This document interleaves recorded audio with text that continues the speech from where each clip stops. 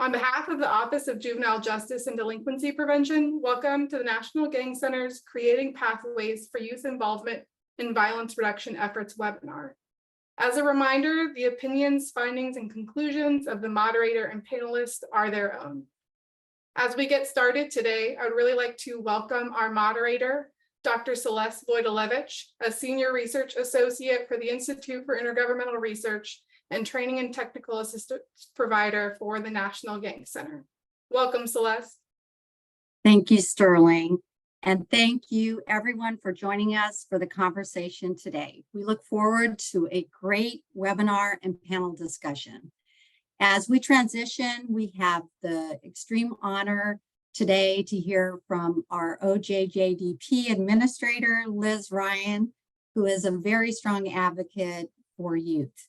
Welcome, Administrator Ryan. Thank you, Celeste. Good afternoon. I'm Liz Ryan, the Administrator for the Office of Juvenile Justice and Delinquency Prevention, or OJJDP. And it is really great to see such an impressive participation rate for this webinar. At last count, I think there were more than 1,000 registrants, and we are thrilled to welcome so many professionals who are interested in involving young people in our work to reduce violence and improve communities. Thank you so much for joining us. First off, I want to acknowledge OJJDP's National Gang Center.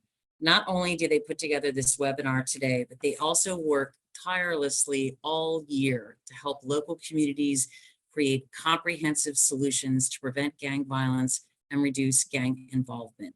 I want to specifically recognize Senior Research Associate Dr. Celeste Vojdalevich, who works closely with the OJJDP grantee projects. Thank you, Celeste, for your ongoing efforts to make communities safer. Thanks are also due to today's presenter organizations and their representatives. We are always grateful to hear from the individuals on the front lines of youth justice. Thank you for taking the time to join us, Reverend Paul Abernathy from the Neighborhood Resilience Project and Deborah Spencer-Chun from Adult Friends for Youth. We are also very pleased to welcome 2 young adults from Adult Friends for Youth, DJ Hadley and Peter Nathan. It's wonderful to have you all with us. Today's webinar focuses on an endeavor that is essential to OJJDP's work, centering the voices of system-involved youth and families. This is one of our core principles. We strongly believe that we cannot create policies or programs for youth without youth. Lived experience is invaluable as we strive to understand and meet the needs of youth impacted by gangs and community violence. By engaging young people in their violence reduction efforts, the grantees you'll hear from today have been able to better address the real challenges that young people face. When we are attempting to combat gangs, credibility is key.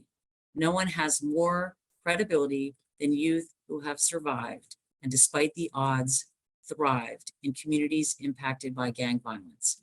They know the messages that resonate, they understand what will work and what won't, and they gain the trust of their peers. Involving young people in our violence reduction efforts is a truly symbiotic approach. Everybody wins. Communities get stronger and safer, and young advocates develop critical skills for future success. Efforts like the ones you'll hear about today help give young people a sense of purpose, belonging, and dignity. Young people need to know that they matter. Few things matter more than working to improve the place that you call home. Much like all of you, OJJDP is striving to better integrate youth and family voices in everything we do. Last year, we launched the Youth and Family Partnerships Working Group. This internal group is developing recommendations, establishing best practices, and assessing our efforts. We're committed to ensuring that the programs we fund are directly addressing the expressed needs of youth and families. The best way to develop effective programs is to listen to what young people say that they need.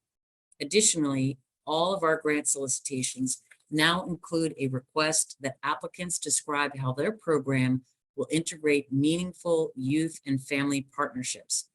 We want to ensure that all the programs we fund are guided by youth and family input. As you'll hear from today's panelists, opportunities to involve youth in violence reduction efforts are truly limitless.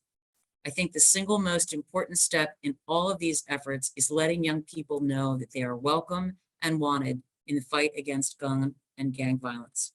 Whether you involve youth as advisors during program development or as advocates in the community, there is always a place for young people. When we listen, we learn. When we learn, we can better serve. That's why all of us at OGJDP are ready to listen to young people and their families. When we really hear from young people, we discover we discover what they need and learn how they can give back. Thank you all for joining us in this effort and for opening your ears and your minds. When we are open to youth participation, we strengthen our programs, deepen our impact, and bolster our communities. Thank you and have a great webinar. Back to you, Celeste. Thank you, Administrator Ryan, and thank you for your words. We very much appreciate it. So we are going to now move into the webinar objectives. So I'll go over these briefly. The purpose of this webinar is to recognize the importance of youth involvement and leadership in violence reduction efforts, identify pathways and opportunities for youth involvement through examples from community-based initiatives, and you will hear that with our panelists today, and identify strategies or practices needed to engage and empower youth as leaders in these processes. And as Administrator Ryan spoke of, there are many ways to engage youth and have their voices heard. So providing those opportunities for youth voice.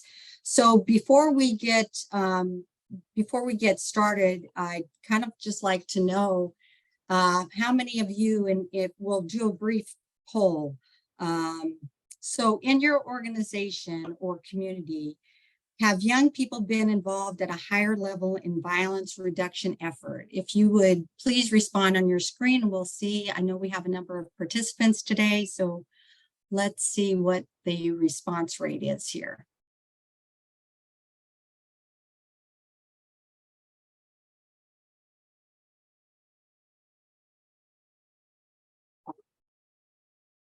Okay, we're going to give it a few more seconds here.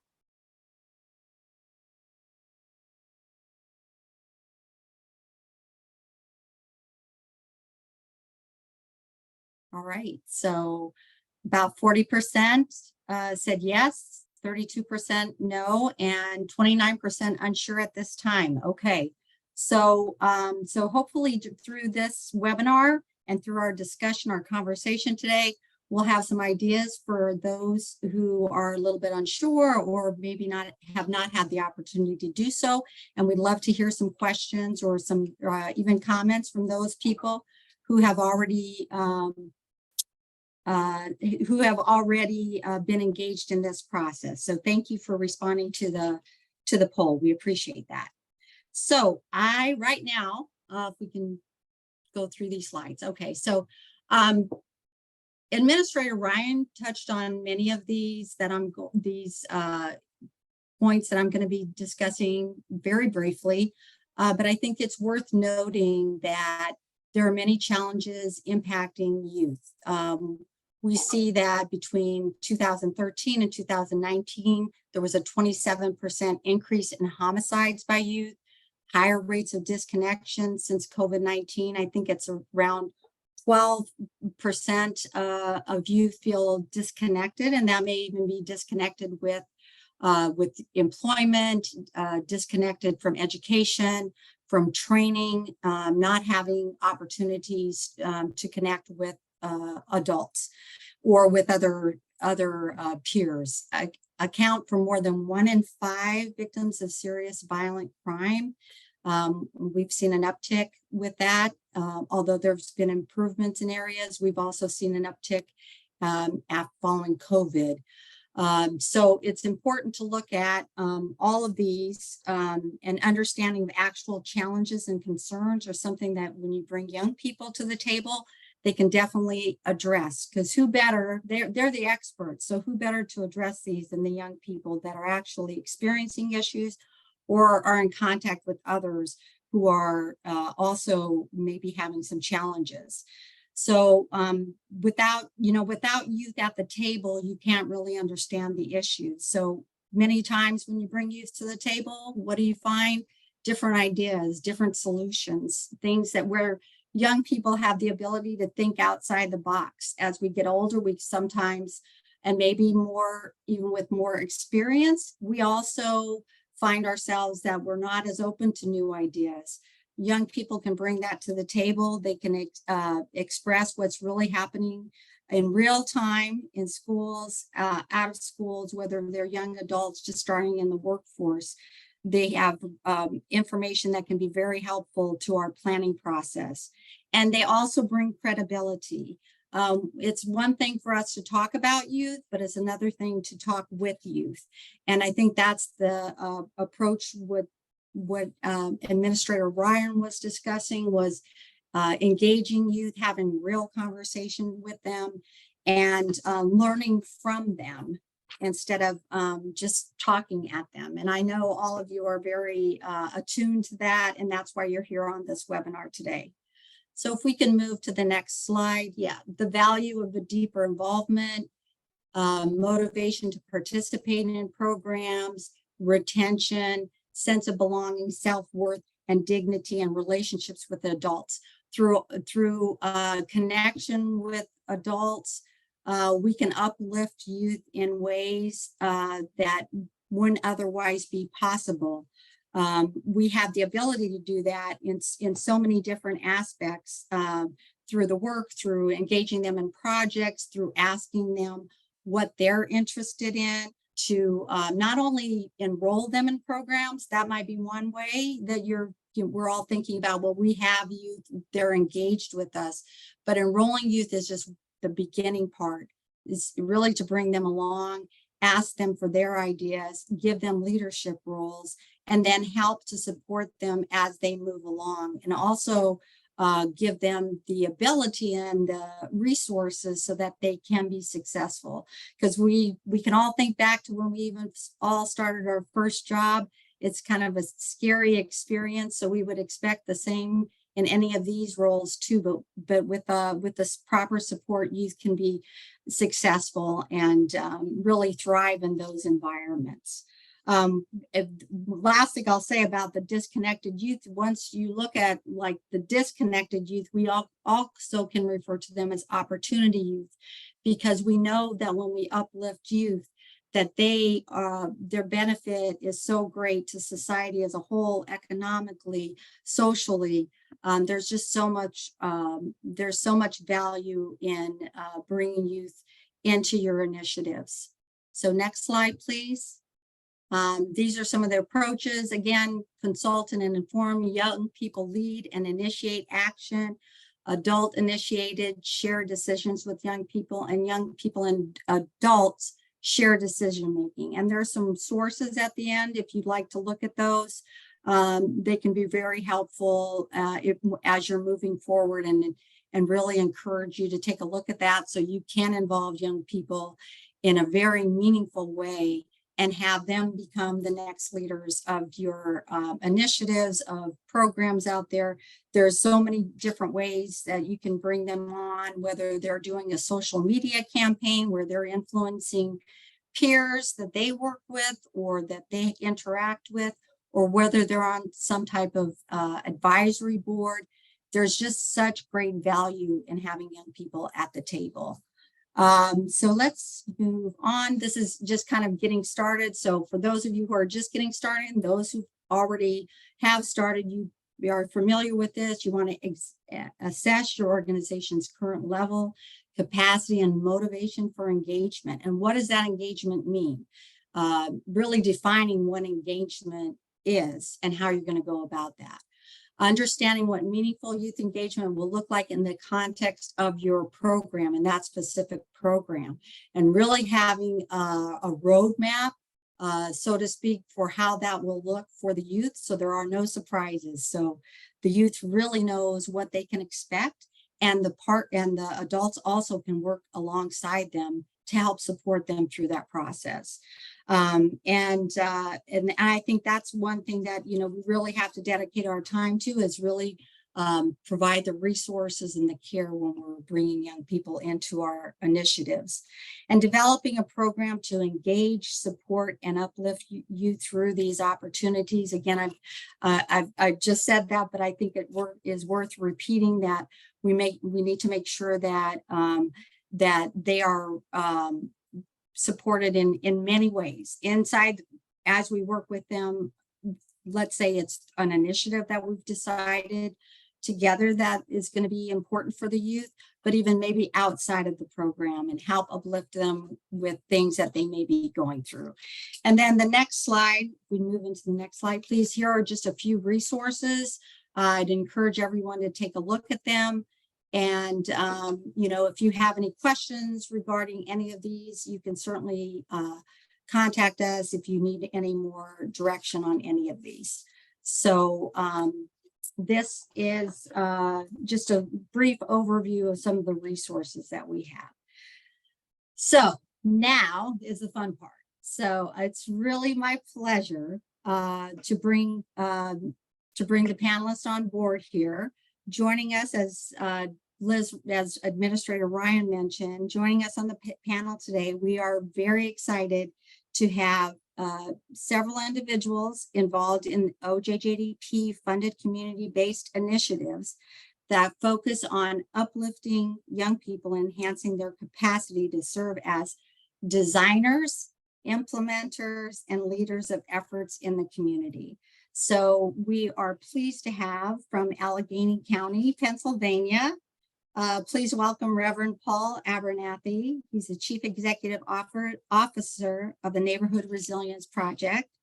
And from Honolulu, Hawaii, Adult Friends for Youth, joining are Deborah Spencer-Chun, President and Chief Executive Officer of Adult Friends for Youth, DJ Hadley, who's a redirectional associate, and Peter Nathan, who is a representative with AFY. So welcome everyone. And I'd like to give you the opportunity for each of the sites to have the opportunity to introduce themselves and say a few words about their initiatives or whatever else they'd like to talk about today. So welcome, Father Abernathy. I'd like to invite you to speak first, if you would. Dr. Wodolewicz, it's such a pleasure to be with you today, and to my esteemed colleagues, Deborah, DJ, and Peter. It's a joy to be on the panel with you also.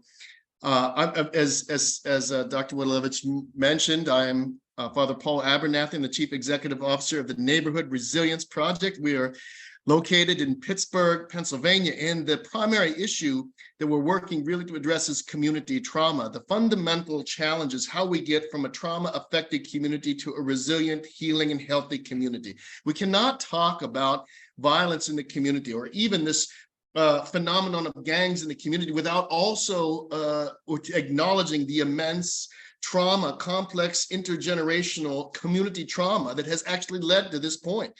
From our perspective, the interventions that we actually advance in this work, we spearhead what we call trauma-informed community development, and that's the process by which we're looking to go from a trauma-affected community to a resilient, healing, and healthy community. And the initiatives that are a part of this broader trauma-informed community development framework focus on everything from basic needs and crisis to long-term interventions, where we are looking at areas of the community that have significant trauma history, that have significant challenges, that are facing significant violence and poverty, neglect, etc., as well as really focusing on leadership development, which is really where this initiative, our partnership with OJJDP, comes in. Because whenever we think of the work that we are doing with youth, we don't think of it like some sort of direct intervention where we're trying to address some kind of challenge immediately. We think of it more in terms of leadership development. That's actually the way we approach it. And moreover, it's important to acknowledge that there are many youth in our community that indeed are leading right now. They are already leading. And so really the question becomes, how do we leverage that youth leadership? How do we reorient that youth leadership? How do we empower in a healthy way that youth leadership? And that's what really our work with OJJDP has become all about. Thank you, Father Paul. Appreciate that. Deb? Good morning. Oh, for us, it's good morning. For you, it's good afternoon. Welcome to Honolulu, Hawaii here. But, here at Adult Friends for You, we've been around for 37 years. And when most people think of Hawaii, they think of our sandy beaches, our palm trees, and so forth. But the reality is we have public housing, as you can see on the screen. We have public housing like anyone else, and we have the same issues that a lot of our kids go through as the continent does too. And so, the first and foremost is, how do we stop the violence, create safe schools, safe communities, but also get our kids back on track in education, because education is the key to a lot of freedom and success that they'll have. And how that education may look will vary for the kids themselves. So it could be traditional or it could be alternative. A lot of them like to do hands-on. So a lot of the times that when we engage our young people, it's all about, giving them that sense of they have the opportunity or they can. It's always about believing that they can, and always accepting the fact that we're always constantly keeping them in our heads when we're developing our curriculum, when we're developing our practice principles. Everything about them is in our head because they are the voices that we should be listening to. They have so much to say and they have so much to give of themselves. And here at Adult Friends for You, we like to live by what we call the PEARL: peace, empathy, acceptance, respect, and love. And love being the greatest of them all, because these kids need the love. A lot of them will tell us they can't even remember the last time they have heard love. So, we just want to keep that in mind as we go to this process today, and keep you folks all in mind, that we're here to, just be one of the resources to help out, but to actually just share that, it is possible. Change is very possible for our young people. So thank you. Thank you, Deb. DJ or Peter, would you like to say hello? Introduce yourselves. Hello, my name is DJ, and I am a redirectional associate here at Adult Friends for You. I am also a former client, and I graduated in 2020. Congratulations. Hello, and good morning, good afternoon to those on the Eastern time. My name is Peter Nathan, and I am a 3-year youth member from AFY. I graduated in 2021 from Farrington High School. Congratulations to you as well. Thank you. It's so nice to have you all here today for this conversation. So it's a pleasure.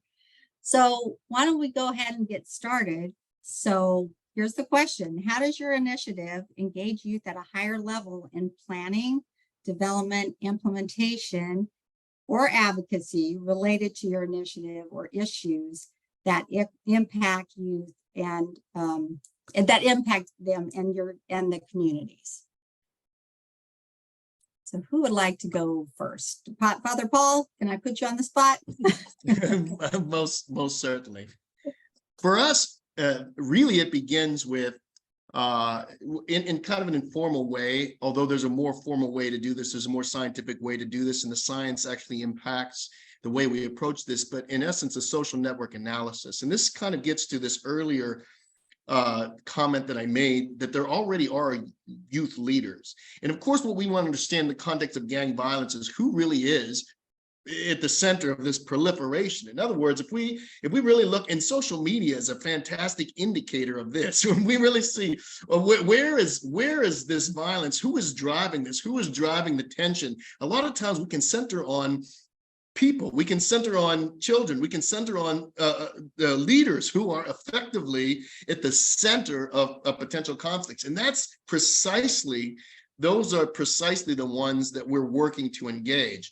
Whenever we do engage them, the very next task is really working to create a cohort together.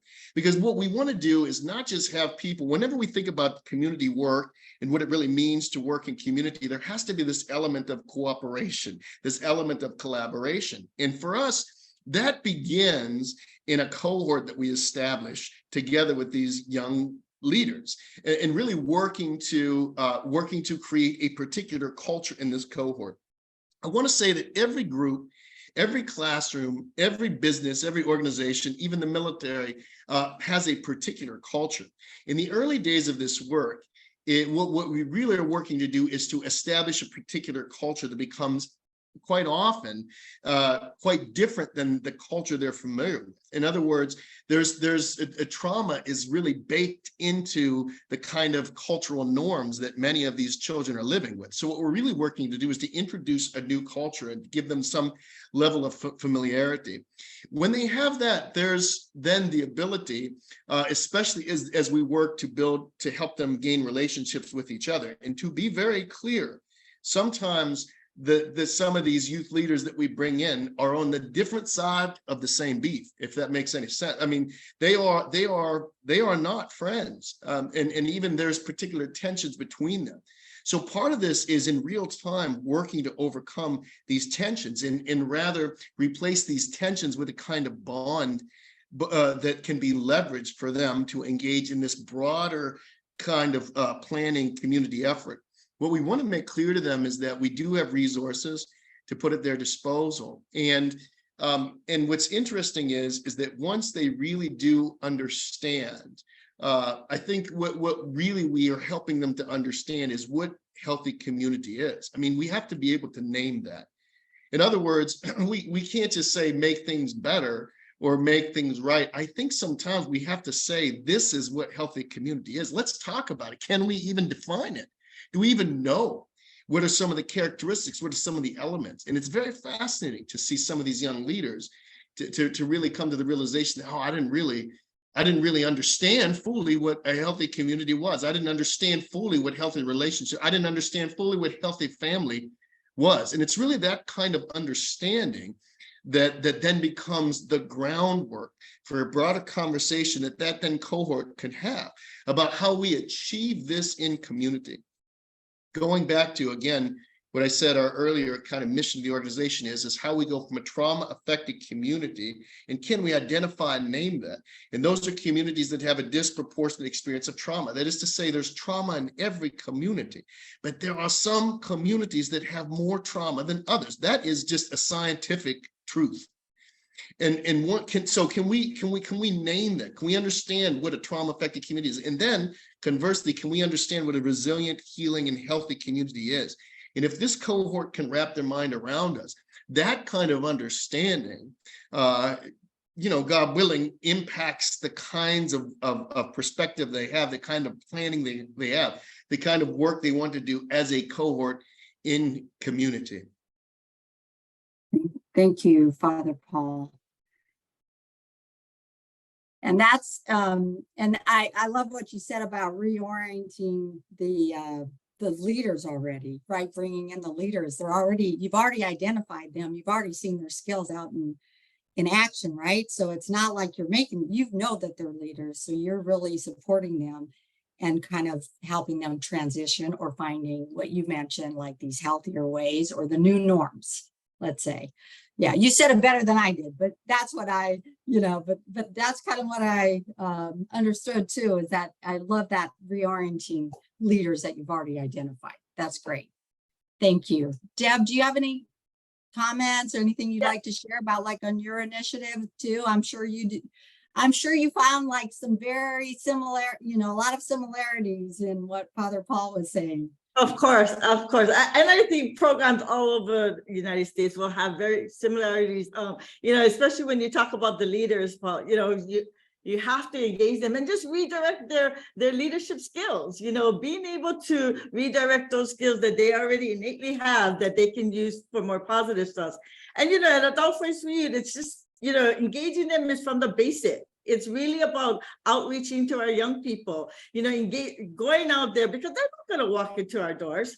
Very few of them will ever walk into programs. You really have to go out there and hit the ground. Now, some of them may think you're the police. Like when we walk into the parks, they run, and you always have that brave soul that sticks around and want to find out more, and then they'll call the rest back. But the idea is that you're going to go out there, you're going to be consistent about this. You got to come by, and the big part about us is that we use food, and food gets to the heart of everything, right? I mean, who doesn't want food, right? I think the whole idea about when we're outreaching, we're bringing their food, we're letting them know, hey, we want to break bread with you, it helps to bring down those walls. We've seen on many occasions where the kids are fighting, and then, we get called into the schools, and we take the kids, we separate them, we take them to different areas of the island, and then we have food, and the food just calms them down, makes them feel, and then they can have that conversation, because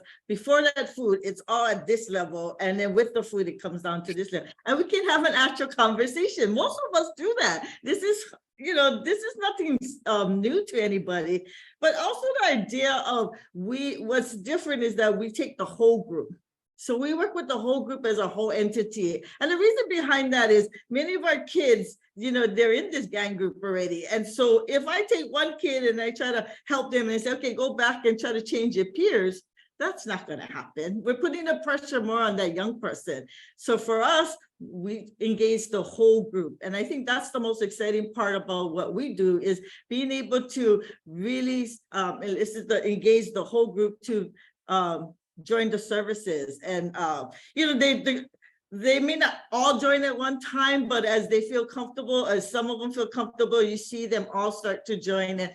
And the other part is really doing it on the school campus, because if we want them back in school and we want them to be able to get back on track in education, we have to get them back on the campus. And so sometimes it's running the group on the campus, being able to say, hey, and even if they're coming for that one session or they're coming for that one period, they start like how Reverend Paul was saying, it's, conditioning them, creating this new environment that they're not used to, and so you kind of have to recreate that environment again to show them what is healthy, what is positive, and so and with all of that, I think at the end of the day, and I think these guys will agree as I look across the table here, is trust, building that trust, and that trust is really about listening to them. Like I said, being consistent and, showing them the care and the love that they deserve, and it's as simple as giving them our phone numbers too. All of the kids that we work with have our phone numbers, because we know it's not going to be between 9 to 5, a lot of the problems. So they have to be able to have a lifeline out there. And so for our staff, it's 24/7, but what I've always been proud about is that the youth have never abused that lifeline. They really use it when they need it. And so it's these little things that I think helps to get them to believe that, hey, we're in it for the long haul with you. We're going to be here. If you get arrested, it's not about, I told you so. It's about, where do we go from here? How do we change that? What can we do next? So it's having those conversations with them. Yeah, it sounds like a real partnership too, just like both you and Father Paul mentioned. It's a real partnership. It's working alongside. It's a journey together, and really meeting them where they are, instead of like, this is where we are right now. You're actually adapting things to make sure that you're connecting with them. Like you mentioned, going to school, like where's the best place to do this? And for each place, for each community, it's going to look a little bit different. But that really is very helpful to know, like how you've used food and ways to make things a little bit more like family. It sounds like family, like you're really family. And just to add to that, Celeste, it's really, because we're walking onto their turf or their home. So we're getting invited into their home, right? It's not about, telling them how to in our home, right? So yeah, that's great.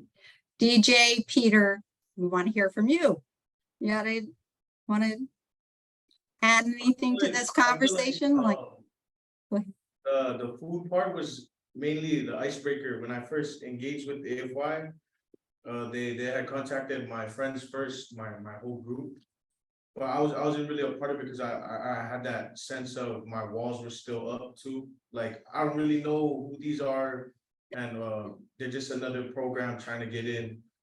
That's what I thought at first, until after, when I started to join the group, because they had like associated themselves with my friends. I started to understand that it was a much more deeper meaning than just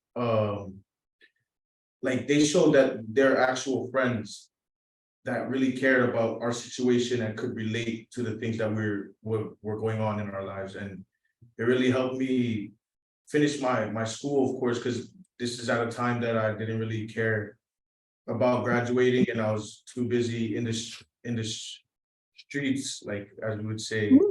But they really helped me get out and get my diploma, and it has created a lot of opportunities for me as of right now. And I'm very thankful and grateful for that during all that time. That's great. And now you work with the organization, correct? Yes, trying to focus on to the next generation to keep them off the wrong paths, I would say. That's great. Thank you, Peter. DJ. And for me, it was just kind of being curious to what all my friends would go to this group for, just to talk. And I would just think like, oh, this is just a place where you miss class and you get to go to where they get to, I guess, not have class and just sit around and eat all day. But as I got curious, I actually got into the program, and I noticed the consistency of AFY being there for the kids. And just for me, when I joined and while I was in there, I really felt like they really was my friend. Instead of coming towards me as outreach worker, and I really didn't see them as that, but I knew that they were professional workers, but they really made me comfortable to where I would really want to share things with them. So yeah, they just created that safe space for us to share whatever was going on in school, at home, and they just made us really comfortable, really just sharing about all our problems that was going on. So yeah. Yeah, felt supported. Yeah. Yeah, yeah. And now you work there as well, right? At AFY. Yes, I do. There for a while. Yeah, that's great. That's great. Thank you so much for sharing. That's really great. Yeah, that's what we love to see. And I'm sure it's like Father Paul said too about the identifying leaders in the community. I mean, they definitely saw both in you, DJ, and Peter, those leadership skills. So congratulations on that. That's wonderful. Well, let's go ahead. You're welcome. You're welcome. So let's move on to the next question, unless there are any other comments.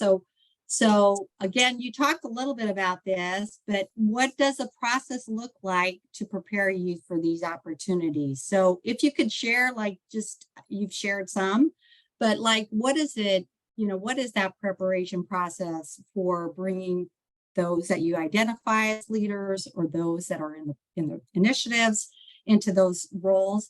And both Peter and DJ talked a bit about their experience of how they felt in those spaces.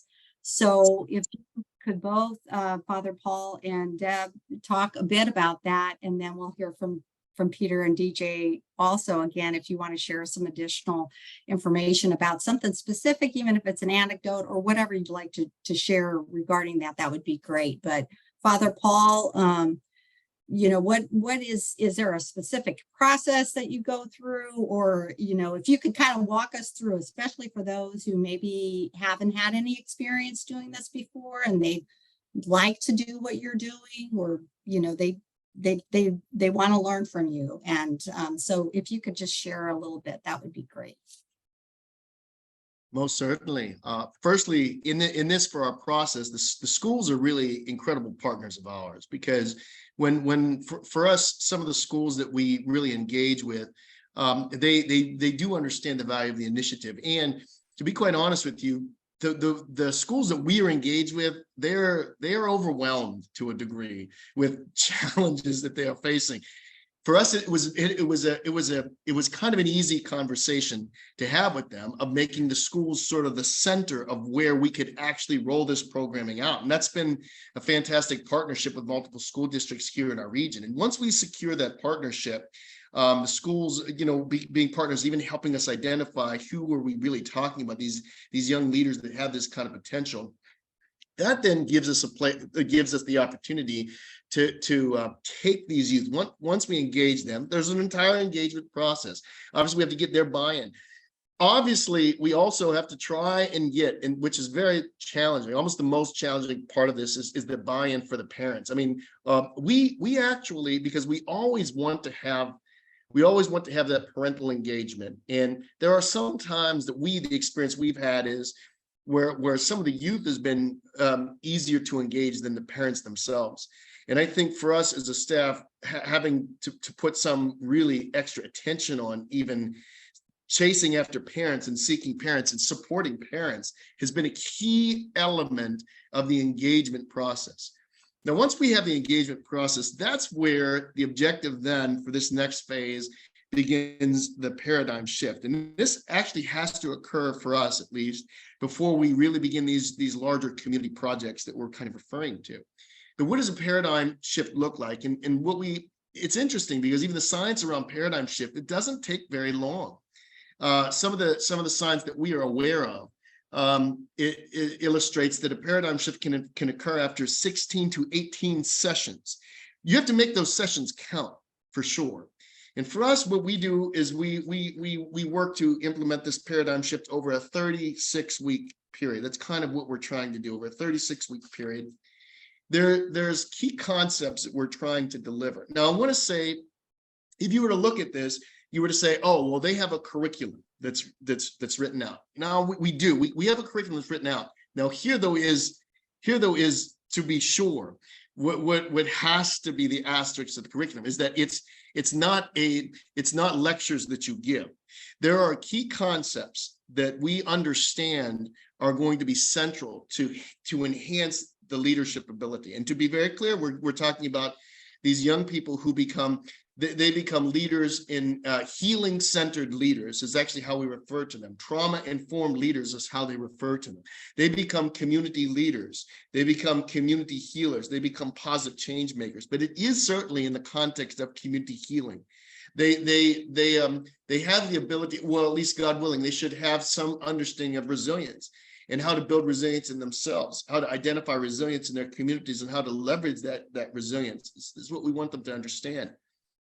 Over these key concepts, the question becomes, it's what's really interesting is it's just as it was important to develop kind of these are what the concepts are. This is what the quote unquote maybe curriculum is. It's probably just as, or I want to say more important, to train the right deliverer of the content. That is to say that when we can very well say these are the key concepts that we need to imbue on these children over the next 36 weeks. The question is, who is able to deliver that?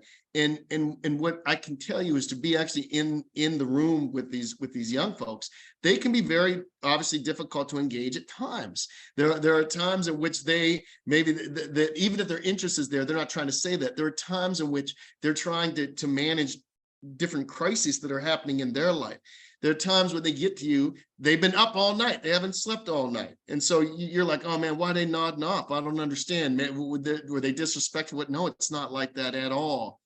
So it requires a lot of talent, a lot of compassion, a lot of empathy, a lot of emotional intelligence, a lot of cultural competency for the one who really works to deliver this content. Over a period of 36 weeks, the way in which we're delivering this concepts, it's more or less, if I could say like a brief outline how it is, delivering very briefly key concept, explaining that key concept in a culturally relevant example, identifying what skills are needed for those key concepts, and then creating the opportunity for those young people to learn and practice those skills. That really is it. And what we found is that it's so funny because if we have different kind of people that are doing this in different schools with different students, they may be, if you look across the curriculum at different points of the curriculum in different times, actually, they may not even do it in a linear way, actually. But what's really interesting is how people generally, well, people not generally, but people arrive at the same point of time. And I think that combination of, the right content, the right skills identified, the right vehicle to deliver this, the right messenger becomes very key. And if you have that, you're able to, in our experience, you are able to make a difference for sure. One question that came through as you were talking, Father Paul, is do they meet once a week for 36 weeks? That was the question. Well, so here's what I would say. I would say it's not that they let's say there's a formal delivery of content once a week. I will say a formal delivery of content.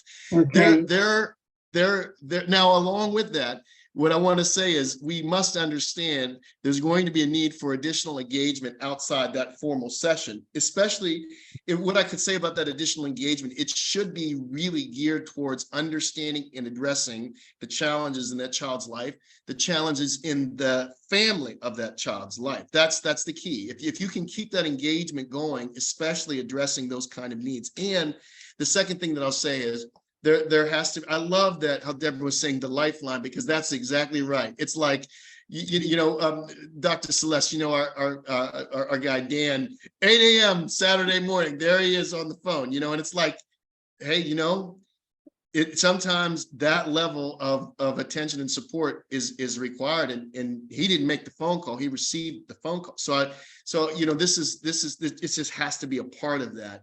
We have the formal sessions that we do, and we try not to do too much. You don't want to overwhelm. It's like, and that's why we do it little bits over a longer period of time instead of just inundating them with information, because there is a lot to learn. It's just little bits in shorter periods of time, and to maintain that sort of engagement is our approach. And just real quickly, because I want to hear from Deb and obviously from DJ and Peter, but was there a point where you had to adapt any of the, did you? Oh, absolutely. Absolutely. Especially, early on, because we had engagement. Most of our, to be transparent, most of our engagement with youth prior to this initiative was via our trauma response team. We have a trauma response team that responds to homicides as a result of gun violence. And that's where we really cut our teeth in engaging youth. And we were engaging them in very, very challenging circumstances. And in the immediate aftermath of gun violence, homicides specifically. And so we had a lot of support putting this together with community members, researchers, literature review, et cetera, et cetera. We had local universities, University of Pittsburgh, Duquesne University were involved in helping us develop this. Now, once we rolled it out, this, the first year, there was a whole lot of learning that happened. And it's interesting because when I look back at the program, the key concepts didn't change really that much at all. But what really did change, the two things that really changed, was the engagement process, how we get to the place where we have the right ones. And the second thing is that how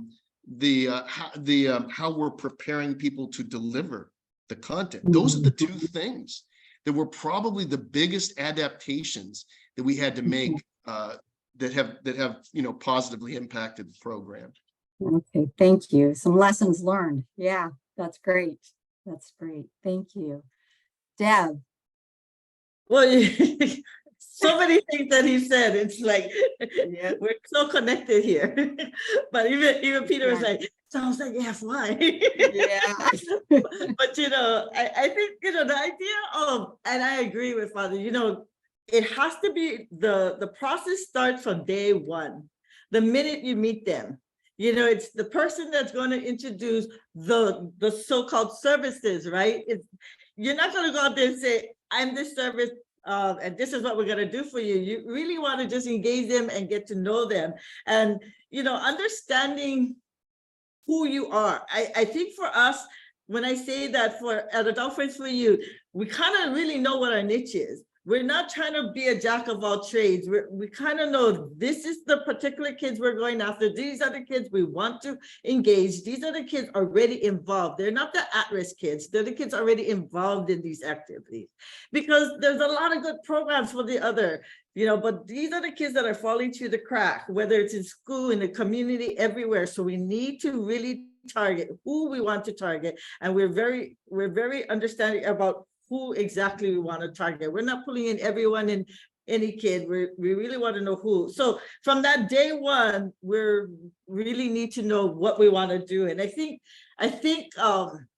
what he was sharing was that whole idea about who that person is. Who's that person that's going to go out and represent and engage these young people? For us, it's the person that actually goes out and engage is the person that actually is going to do counseling. So our staff is usually has degrees to be able to do both, because I can't have them go out there. We can't go out there and then expect to move them off to another worker again.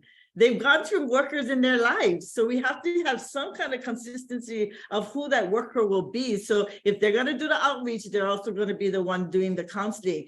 Doesn't mean that they won't get to know everybody in the agency. A lot of the times they bring the kids here, they will hold sessions here after school or during the summer or during breaks. They'll bring the kids to the office or do activities out in the community. But when the kids come into this office, they go to every single office to say hi, so that they know they're all part of, and the staff gets to know them too. We all need to engage together, and that they understand that we work together, and it's not just Debbie is their worker or Mo is their worker or Lisa is their worker. It's AFY is embracing them as a whole agency. And so, understanding those kind of things helps the process, and then providing them skills in our sessions, our weekly sessions, whether it's teaching them peer pressure, what is it like, how to be the upstander versus the bystander, even during the mediation process, when there are fights on the campus, and how long does it take? It's not going to be where you come in, you bring two groups together and you just expect them to shake hands. You got to listen to both sides, what happened, and let that energy and all of that anger get through, so that they can process that before they face the next group. It's hard to just sit in front of someone if you haven't processed yourself. And so it's just all these little things. I think, as I think DJ mentioned, that it's that safe space that they can have, so they can have this discussion. Correct? I mean, I think you mentioned that, right, DJ? So it's just that all these little things that is, we don't really think about, but it's very key in helping to change and helping to have them feel comfortable through this whole process. I think it starts on day one, the process. So Yeah, that's great. Celeste, don't forget, we average about 3 to 4 years with our students. So it's a long process. It's not something any short term by any means. I mean, they come to us at 14, 15. There's a lot of stuff that come with them at that age. So you're definitely alongside them. As I mentioned before, it's a journey more than anything, right? You're alongside them and working, with them as they, like you mentioned earlier too, Deb, it's like there may be something that happens that goes wrong, but you're still there to uplift them, right? You're still there alongside them. And I think that's great. What do you look for? And then I want to hear from DJ and Peter, but what do you look for in, like you said, like training, like the trainers? What's like one thing like that has to pop out? If you, I think it's what Paul said too. It's that compassion. They have to want to, you can have all the degrees and what, but you have to have that compassion. It has to, I think the degree with the compassion can be very powerful, but you definitely have to have that. All right. Okay. Thank you. And some that may not have the degrees, depending on what position you're talking about. Maybe if it's a therapist or something, but sometimes maybe in certain roles, maybe their lived experience, would you say, Deb, right? Well, DJ is a example. Like we're training him. He's gonna go. he's in college, and the Yeah. whole idea is that, he has a lot of lived experiences. So he teaches us a lot of times in our staff meeting. We Yeah. always turn to him and ask him questions, right, DJ? The example right here. That's great. Well, DJ, what do you think? What are you about the process, and you have some comments that you'd like to make? Anything How do you wanna add? feel like the whole process works for you, like for opportunities? And if you can talk a little bit about that, how that was for you, or, how that worked. I think it really helped for me just having that, those sessions in school and out of school, just talking about the different things like Deb shared, like peer pressure. And one of the things that got me too was mediation. I never knew that was a thing or anything. So I found that out from AFY, and that kind of helped me understand that there are different ways you can settle things. And just the different conversations we have during our group sessions when I was in group just helped me understand the different things that happen and how I could actually handle the situation that come to me. Just having that, like I said, safe space where we could share our problems, and where the worker could actually just listen and just help us come up with ideas and ways to handle our situation. So, yeah. Yeah, that's great. And Deb mentioned that you help them also, right? So a lot of the ideas you bring to the table, do you feel like you help in the planning, and maybe maybe the idea isn't as good as your idea, so you kind of bring them to, reality of what's going on outside or what have you. But do you feel like that's going on too? Yes. Yeah, okay. All right. If you have any examples, we'd love to hear them too. So, Peter, how about you? I feel like the process is very long, because it doesn't just take like one day or a couple of weeks just for you to gain the trust of the youth. It takes a very long time to really understand each other and build that bond and relationship. And for me, that's how it was for me. I had my guard up, didn't really understand what the program was, didn't really bother to really try to understand them at first. I was only there for the food, because that's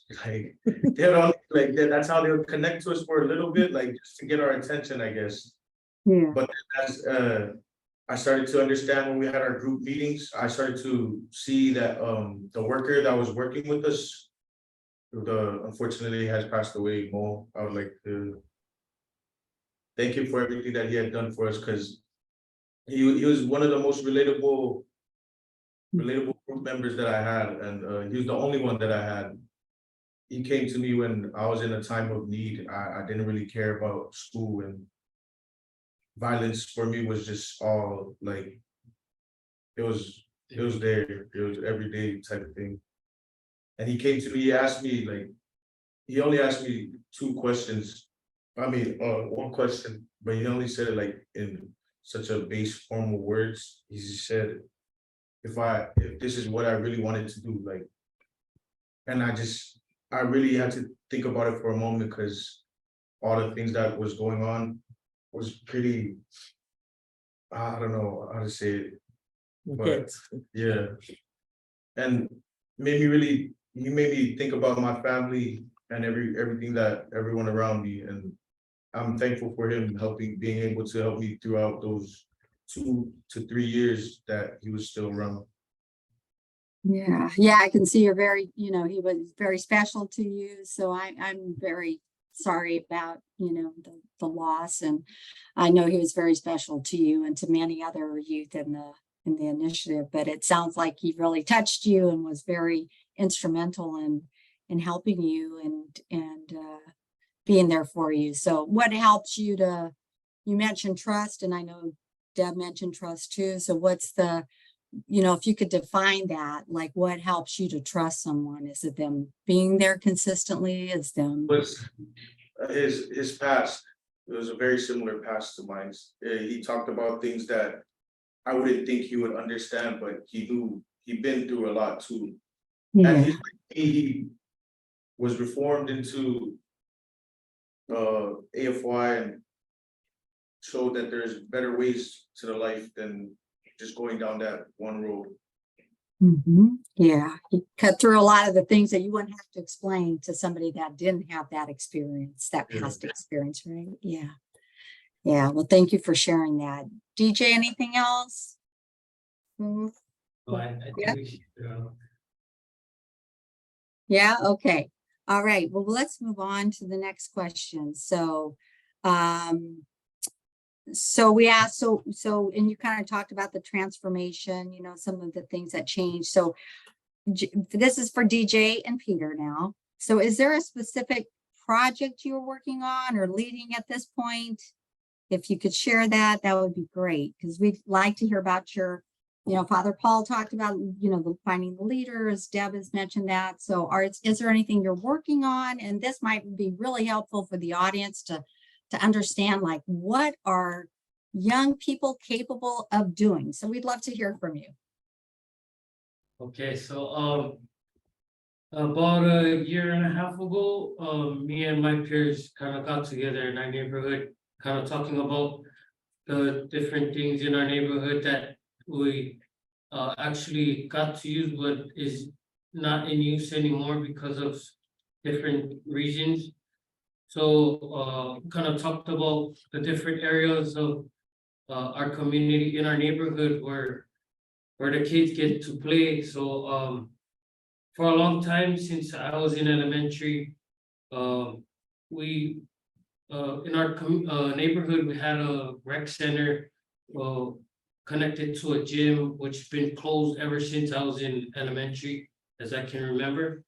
So that's one of the main problems that we had growing up, because we really didn't have anywhere else to play but the road and small spaces of grass in our neighborhood, and just, you know, dangerous places because of there was really no place in our neighborhood where we could play. So we got to share our problems with adult friends for youth, and kind of showed them around our neighborhood as well, of the different areas that we had going on that was a lot to us back then, and generations before us would tell us stories about how they had a rec center and had a lot of stuff going on in there, like pool table and, you know, tutoring and all of these different kind of stuff, what was gone for us in our generation. So we got to share that with AFY, and they got to hear us out and hear all our problems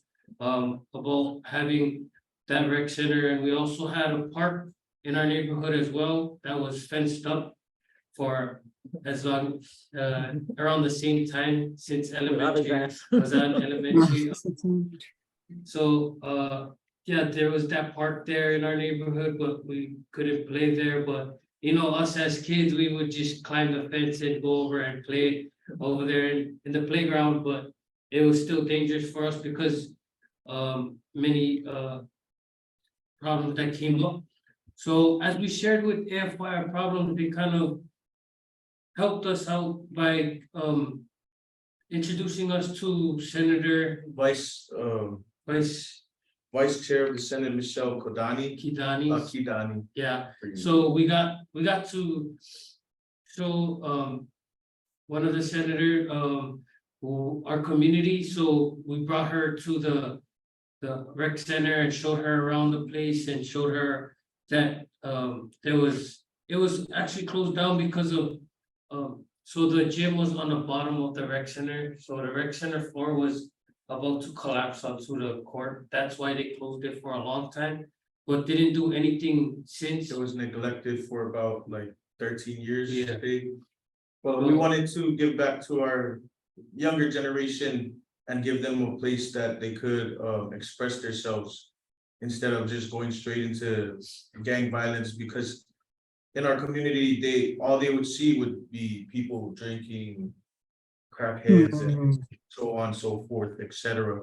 And they would be surrounded by influences that weren't, what you say, right, but we wanted them to have a place where they can really be able to, what would you say? The To kids have a again. space, yeah, like, So, yeah, yeah, continue their dreams, like passions that they have, like maybe art or basketball, sports. sports, yeah. That's why we really wanted to get the rec center back. So AFY helped us to get in touch with Supreme Justice Wilson and the head of public housing, Hakeem. I don't want to butcher his last name, but I can't, I forget his last name. And they helped us secure a budget of 1.2 million for the demolition and redesigning process for the rec center in our neighborhood. Yeah, so so when we first showed Senator Kidani, she was kind of really shocked because apart from having the rec center plus gym and our park, we also have another park that's just kind of a field and Yeah, oh, but we kind of showed it to her and she was saying like, where's the park? Because it was just filled with tall grass and you know, there was benches in the middle of those tall grasses and she was just so shocked at what we had to, you know, deal with and how we had to work around, playing in that kind of areas. So she was really shocked to where she had other workers like Peter said, you know, Supreme Justice Wilson and other the other people that got to help us. So she really seen that it was really a big problem for us in our community that we would, the younger generation didn't have anywhere to play, so they would actually play around the older generation and kind of see what they're doing and trying to like just copy what they're doing, just wanting to grow up already, wanting to do drugs, wanting to drink and want to have, you know, be in that gang violence. So that's kind of what initially started us to do this project because of the youth, because we really didn't want them following into the wrong footsteps of us just being around in the neighborhood and them not having a safe place to play and just watching us and what we do is just what they fed off of. And so that's why we really wanted a change for our younger generation to, you know, not look at what we do, but look at what they could do better than us, like Peter shared, like We got more to sports do, and right? arts and all that kind of stuff. So yeah. And it's been a process. I think we have had like 6 meetings or a couple meetings with the Senate. I don't know if you guys still have the picture when we had our last, we had a dinner with the senator, vice Yeah. senate. I think we have that picture coming up. I think it'll be on the next slide. I do Yeah. believe there it is.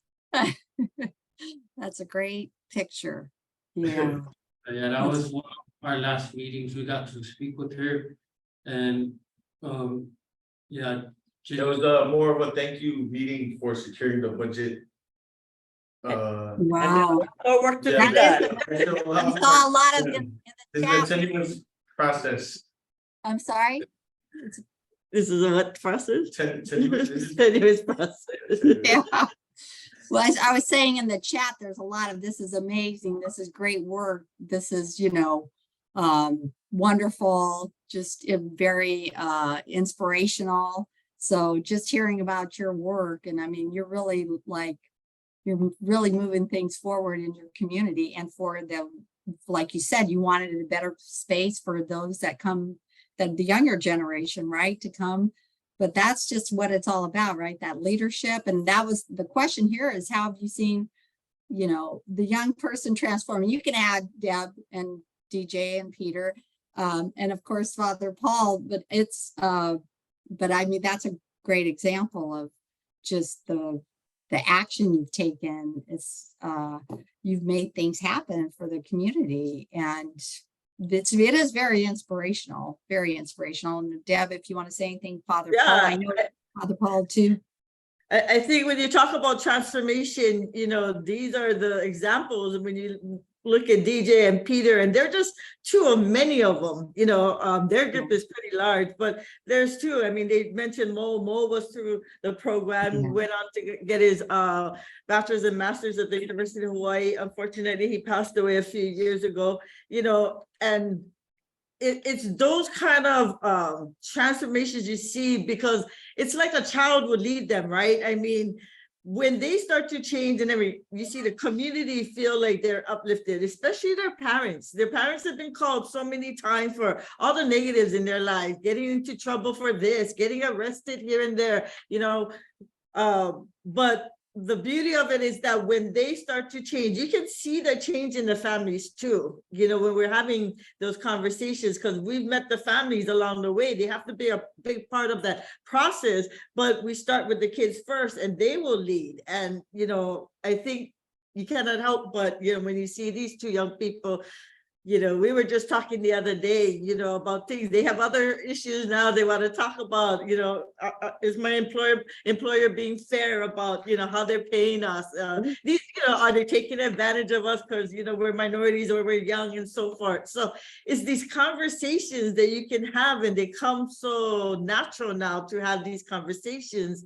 But you cannot help but understand that transformation is possible. And these two guys are living proof of that. So I'm so proud of them, for all that they accomplished. DJ just came back from Japan with us. We were able to go to Japan too. We got invited to Japan. So that was kind of exciting too. So. That is amazing. You're international heroes. That's great. Father Paul, and I know you have experience in the community as well, because somebody just asked a question about how do you get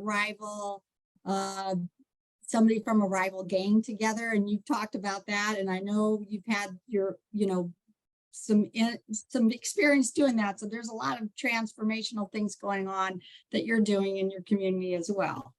Well, I just have to say, DJ Peter, truly amazing. I mean, I'm just honored and blessed to be on this panel with you, honestly, and so inspiring. And Deborah, a truly amazing work that you all are doing. So I'll just, that's the example. I'll address the one question about the getting people with rival gangs. This, I feel like, is a question that doesn't have probably one direct answer. It's like, what's the formula? Well, it's complicated stuff, actually. So let me just speak to kind of how we approach it. One of the things that we learned about how we get youth and rival gangs together. We learn that one of the most effective ways to do that, well, firstly, you have to begin to have that trust, right? You do have to build that trust. I think that's come up here repeatedly. You have to build the trust, and that's one of those things where you're not gonna build the trust with everybody all together. You're gonna go to them. You're gonna spend time in their turf. You're gonna spend time in their settings, and that's where the engagement begins. That's where the trust building begins. I do really appreciate the food, because we do feed people too. But I mean, that's how we, it really is building the trust. But once you have that rapport, this is where for us we do take chances, because what we've learned is that the best way to get these young people from rival gangs to work together is to just take them out of here altogether. We refer to it as like a retreat program that we run, where we take young folks from rival gangs out together, out of town, where we get on a bus, we get on buses, and we take a trip. We go sometimes to a different state, and we spend about 4 days together. And I'll tell you what, day one is real interesting. And but here's what I want to say about that, though, is that what I learned from that experience is much of the time is structured. It's like a resort or a water park, like we will take them to. And what's really interesting is there's time for them essentially to play as children. And one of the most fascinating comments is that in this particular setting, like if you were to take kids out of state to a water park, even if they are in rival gangs, there's going to be a point for over multiple days where actually they just start playing in the water like children, like the children that they are.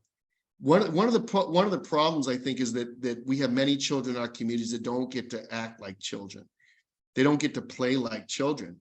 And there is a lot of, like, I don't want to underestimate the value of the real structured things that we do with these predominantly men, some young women, predominantly men, young men all together, these students all together, these children all together, to help them work through their differences and help them, squash their beef and help them, more importantly, build bonds with each other to help them. I think the best way to say that is see themselves in the other. I mean, they if they get to the point where they see themselves in the other, it's been very effective. I don't want to underestimate any of the structured things. I do want to say who you take, the adults you take out of town with you are very important, because they got to have the credibility. These young people have to look at them, just like Peter and DJ, and like Deborah saying, they have to be able to see themselves. They have to carry a lot of credibility. It has to be when these young guys start, if things get kind of elevated, it needs to be the kind of person who can step in and say, listen, I need you to take a step back. We got to calm down. We got to work through some things, and they're going to listen to that. So really thinking about who you're taking, who are the adults, and are they really prepared? It was a funny anecdote. One time we were doing this, and I got a call from the city of Pittsburgh, someone who's doing some real serious outreach work, public safety, city of Pittsburgh. They said, are you taking a group of young men on some kind of trip out of town?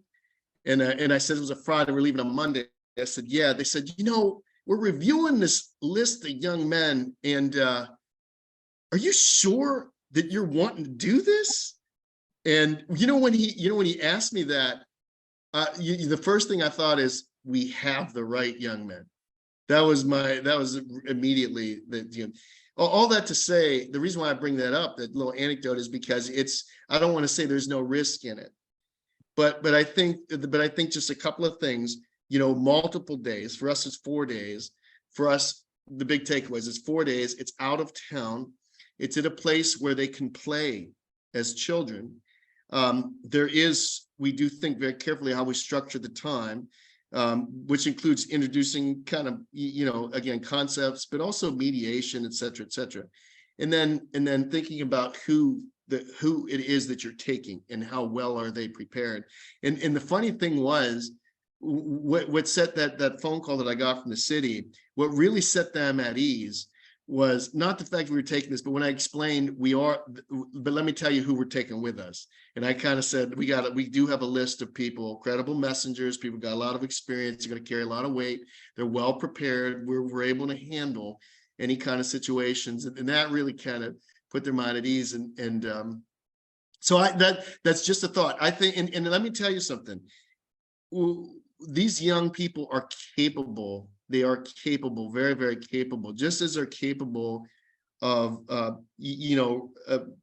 building a rec center, addressing a needed rec center. They are absolutely capable of peacemaking.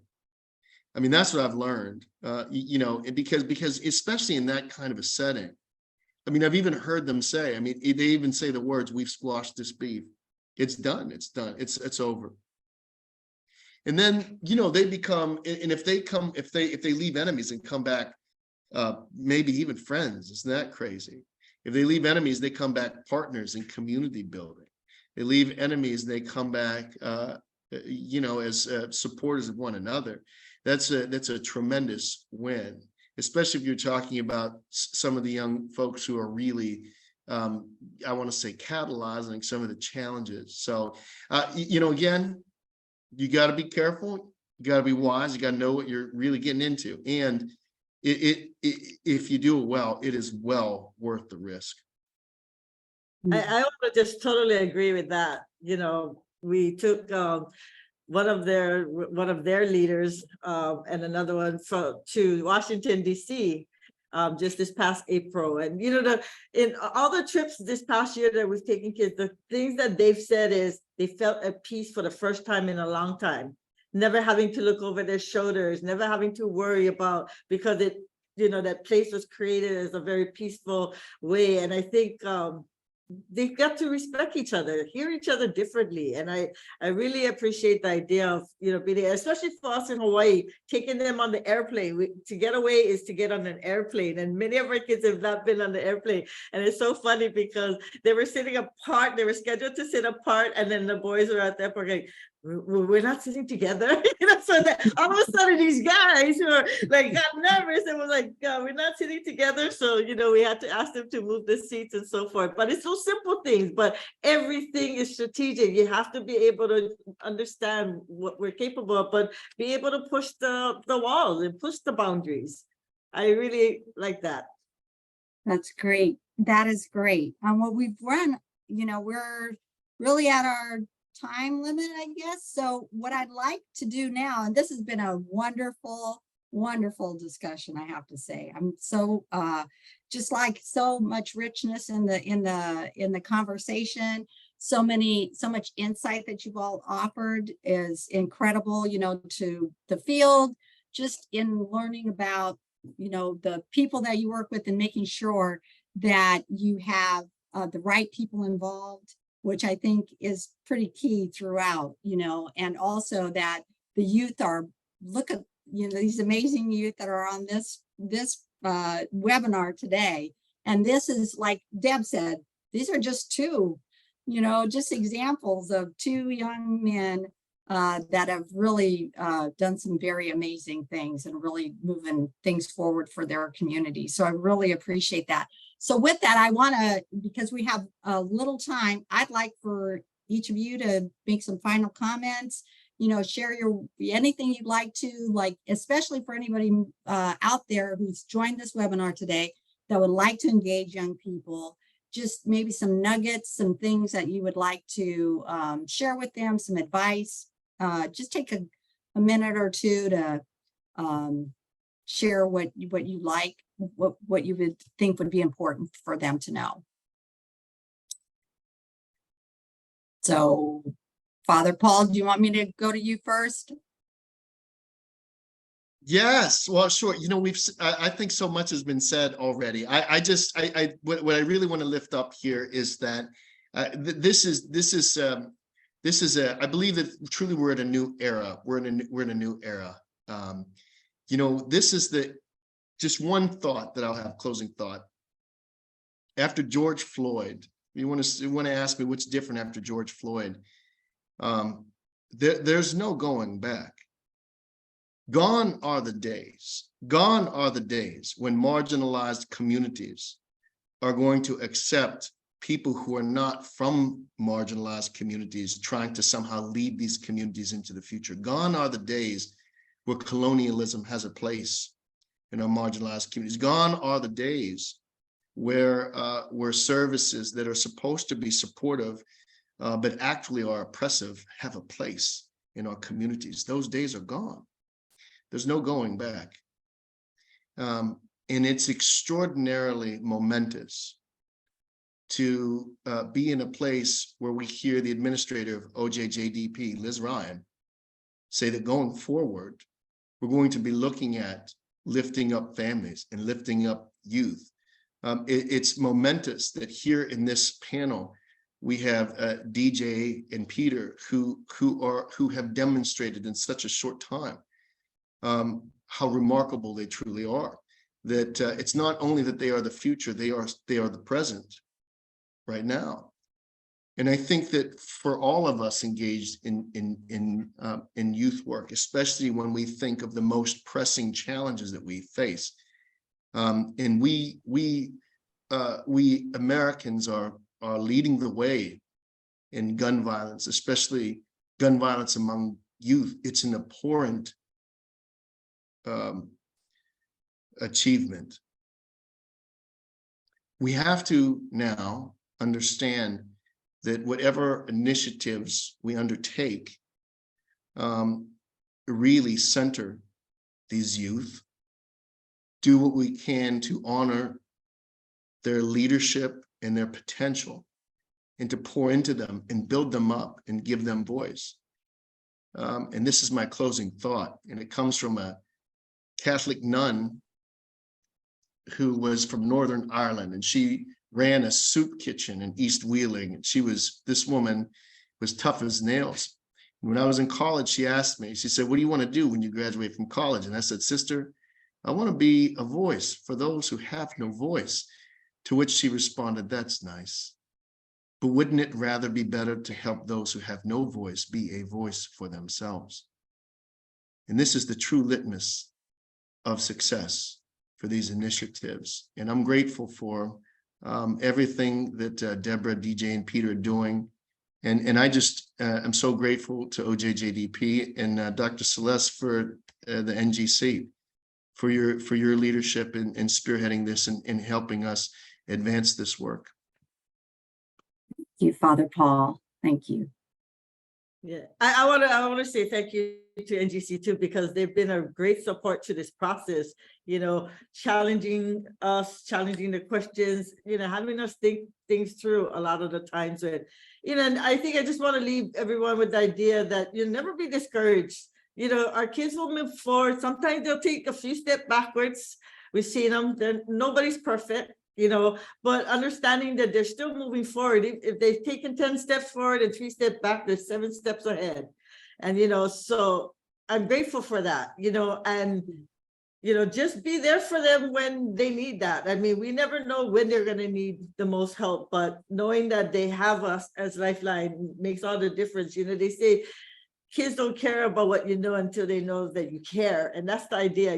They just need to know that you care. And so I'm just grateful. So never be discouraged, because they will put us through all types of things, but we will get there. So thank you. I truly appreciate this. Thank you, Deb. DJ? I don't have much to say, but thank you for this opportunity for me to share about my community and my line of work. And thank you, Father Paul, for the comments. I appreciate it. Yeah. Thank you, DJ. Peter? I would just like to say thank you to everyone who attended the webinar, and thank you for having us. Thank you, Reverend Paul. Thank you, Deborah and Celeste. This was a great webinar. And thank you, NGC, for having us once more. Thank you. All right. Thank you. Thank you again for being here today. And thank you to the audience too. Thanks for reminding me, Peter. Very important, right? So, but it's, it was great to have everyone on, and Sterling's put some things in the chat, I think, for everybody to respond to. So thank you again. We will let you know when there's another webinar, but we appreciate you. Thank you again for a great webinar and great discussion. Thank you. Thank you. Thank you all for joining us and for sharing your insights. In particular, I think it was just amazing to see how young people can lead and should lead the changes in their communities that they want to see, and how these initiatives especially help them to realize those visions. If you have any questions that weren't addressed today or need any additional resources, you can reach out to the National Gang Center at the following email address or website. We have several other webinars that might address some of those questions that were submitted through the registration that we didn't get to talk about today. And as a reminder for everyone, after this event, you will receive a copy of the slides and will be directed to the recording once it's available. And we'll also notify you for any future learning opportunities through NGC.